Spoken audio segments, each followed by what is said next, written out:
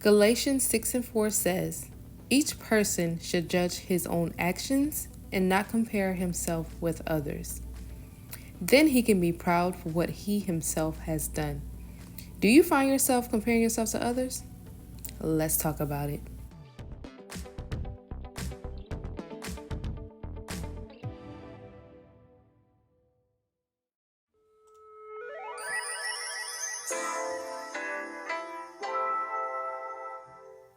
Welcome to Breion's Diary, where we talk about life. We are healing, growing, building our confidence and self-esteem. Y'all, I had to pray God for some energy to record this video today because I am tired. But we're going to still do it, okay? So, in shifting our mindsets, I have got to talk about comparison. So I definitely want to touch on this topic because comparison to me is a killer to authenticity. It's a killer to the person that God created you to be. When one compares, they put themselves in a position to constantly live their life trying to be like someone else or trying to be better than someone else. More than likely, a person will not have a mind of their own, and there is no authenticity in that. So, that person will develop self-hatred because who you are will never be good enough. God had me to study 2 Corinthians chapter 10. It's a pretty short chapter, but in summary, Paul wrote many letters. He was a great writer, and his words in his letters were very powerful. But in person, he was a bit timid and did not speak as boldly verbally as he did written, at least as other apostles were saying about Paul. So I'm so thankful that God has given me other people to fellowship with, because what my sister-in-law helped me to understand was that Paul actually was not timid. When I went back and studied the chapter over again, basically, Paul actually just did not care to compete with others. He practiced the humility of Christ and kept focused on his purpose, which was to lead others to God. Now I understand that this is what God was trying to show me when he gave me that chapter to read. And I have always been a better writer than I could speak, so I was grateful that God took me there to that chapter, because I often question myself about coming on here on YouTube and speaking when it's just not my strongest suit, you know? And so, but God used this chapter to show me that he had Paul, who was a great writer and did not need to boast about it or speak a certain way. He just spread the word. And look at how God used Paul to do so much of his work. So here I am. And going back to the summary, that's such a good topic. Paul had to defend his ministry because his character was challenged. He did not look or sound anything like his letters, so he was judged. Other apostles, who were also false apostles, felt that no one should listen to Paul because his looks and character did not fit the description of what a leader should look like. No, now we're getting somewhere. So, again, Paul remained humble and maintained his character and whom he knew himself to be, and decided to not participate in the competition. He did not try to prove who he was or what he knew, but instead focused on writing his letters and doing what God told him to do. Again, with that being said, I'm going to tie this into comparison. I see the apostles as society and Paul as us in society. The first thing I will tell you is, don't let society, the apostles, make you feel like you are not good enough to the point where you are tricked out of your spot. What do I mean when I say tricked out of your spot?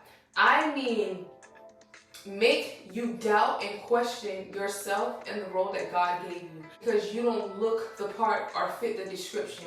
If Paul had allowed that and compared himself to the other apostles who was challenging him and judging him and wanted him to conform, then he would not have done his work the way that God wanted him to. And I wouldn't have that as a guide to build my confidence to continue to do this YouTube, or allow God to continue to build my confidence to live out the purpose that he has for me. Getting closer to God, I do not want to fit in. I do not want to conform.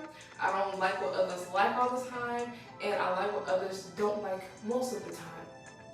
And God is removing and cleansing my heart of shame of being different and shame of spreading his word.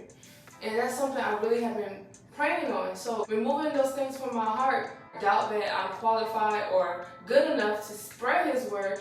I don't have to look a certain way or act a certain way or fit a beauty standard or be a certain age to get attention or spread God's words. So if I have to do all of that, then I might as well enjoy being miserable, you know? And then put myself back in the position of self-hatred. Now, this chapter speaks on humility as well, but we are focusing on comparison today. So Paul was successful in leading others closer to God because he did not care to boast with boasters. He did not care to compete, nor did he explain himself. Paul kept his mindset on what we would call today tunnel vision. God gave him a vision and he stayed in his own lane. He knew his purpose and he stuck to that. He did not care about others challenging who he was, or in other words, questioning if he was being authentic or not. He did not feed into the negativity, the gossip about him. So I love this because we honestly need to have that same mindset as Paul if we are to move forward in life, or we will never reach our full potential. We will continue to dim our light, live out our lives as the projections others have placed on us, try to fit in or be like someone else, as I stated earlier. We would be too distracted because we are explaining ourselves or proving who we are or proving our character to others versus focusing on what God, telling us to do, or the purpose and the work that he has for us to do. So I told you guys this months ago, I was guilty. That's why my mind was not clear, because I was in a curvy behind road with potholes and debris, everything in it, and wondering why my mind was racing and unclear. Wondering why I was full of anxiety and talking fast. It was partially because of comparison. So what I would say is, after God worked in me comparison-wise, I've kind of been to myself and discovering myself, and it is so peaceful being in my own lane. I have said that. So with that being said, be who you are, know what God told you to do, and stick to that. Don't care what others think, just as Paul did. So again, 2 Corinthians chapter 10, if you want to read on that more. And that is all I have for today. Do not compare yourselves to others. Know that you are good enough, and don't let doubt and fear kick in to make you feel like you're not. Don't let what others say, don't let the naysayers make you feel like what you're saying is wrong, or who you say you are is not true. You are who you are. Okay? So with that being said, healing isn't linear. It is a journey. Here at Breion's Diary, we are healing together. I can't wait to go to sleep tonight. All right. So y'all have a good one, and I'll see y'all next week. I love you so much. Bye. Mwah.